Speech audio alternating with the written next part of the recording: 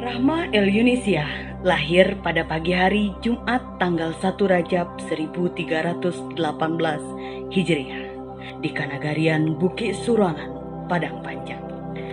Ayahnya seorang ulama besar, Syekh Muhammad Yunus, dan ibunya bernama Rafi'ah. Dari 5 saudara kandung, Rahmah adalah anak yang paling kecil.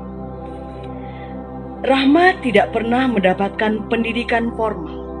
Menulis dan membaca huruf Arab dan Latin dipelajari dari kedua kakaknya, Zainuddin dan Muhammad Rashad. Tentang profil singkat dari Ibunda Rahma El Yunisia. Beliau lahir pada tanggal 29 Desember tahun 1900. Dan beliau mendirikan Diniyah Putri Padang Panjang pada tanggal 1 November tahun 1923. Sebelumnya beliau di tahun 1916 itu sempat belajar kepada kakak beliau, yaitu Zainul Abidin Al-Yunusi, di mana Zainul Abidin Al-Yunusi ini bersama dengan Ibu Hamka bersama mengembangkan pesantren Tawarib di Padang Panjang, tapi sebenarnya juga membangun pendidikan di dekat Surau Jembatan Besi di Padang Panjang. Rahma menikah saat usia 16 tahun dengan Haji Bahauddin Latif. Harapan dan cita-cita Rahma untuk dapat mendirikan sebuah ruang pendidikan khusus untuk anak perempuan besar sekali, supaya mereka mendapatkan kesepakatan yang lebih luas untuk maju dan dapat menyayat ilmu pengetahuan Islam lebih banyak dan intensif.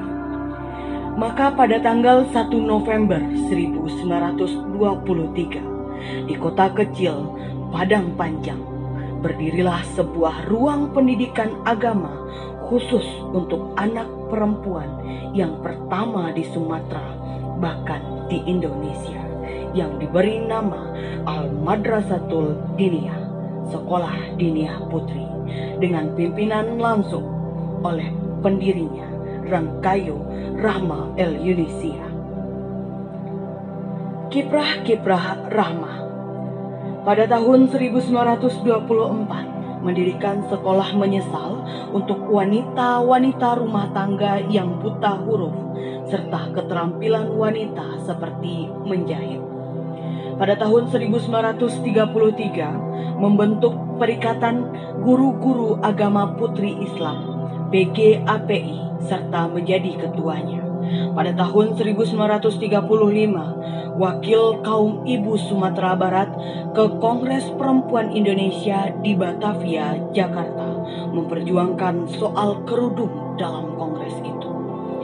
Pada tahun 1938 menghadiri Kongres Perempuan Indonesia di Bandung.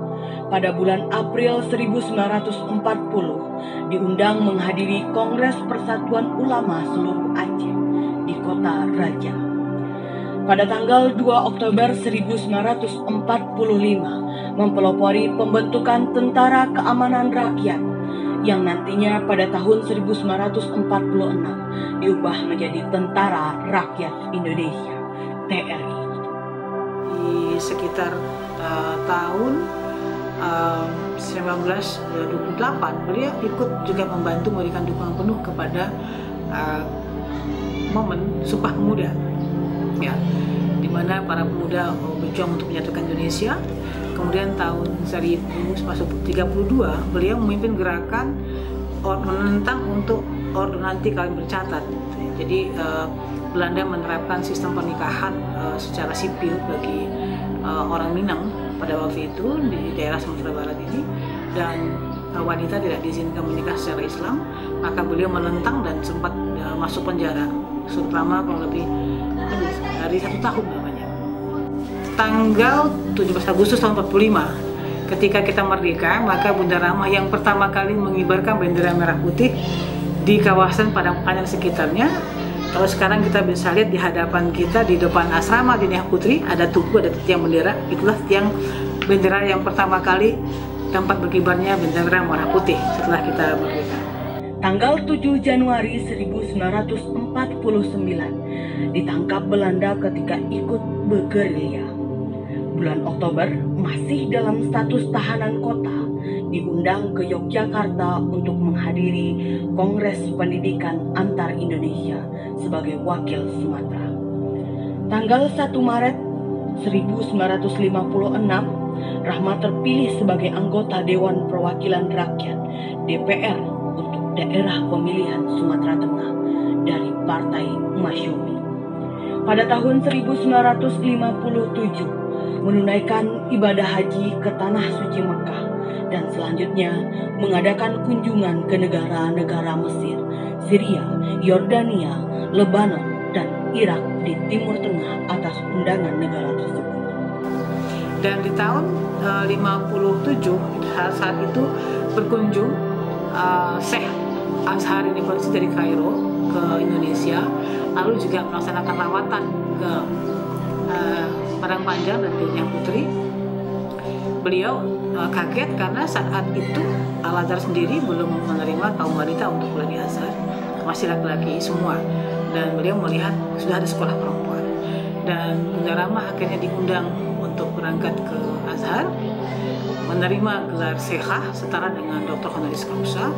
Kemudian di tahun 58 dengan perjuangan Bunda Rahma, akhirnya memang Al-Azhar mulai membuka